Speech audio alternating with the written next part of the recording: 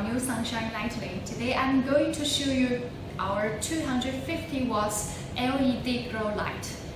From the feature you can see it's anodized, corrosion resistant, pressure resistant and crack resistant.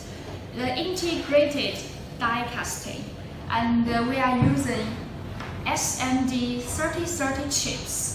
So the color, the high color rendering index to restore the real color of the object. Low light attenuation.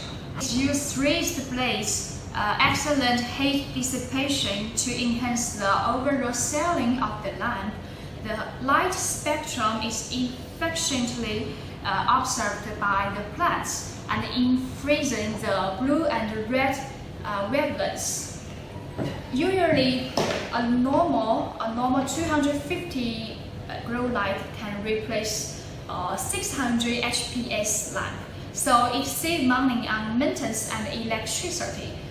The color running solar light can be mounted close to the plants, and it is widely used in gardening and fruit and vegetable greenhouses and plant landscape and other fields.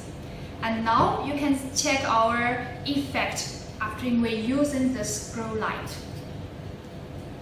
So you can see this is our experiment.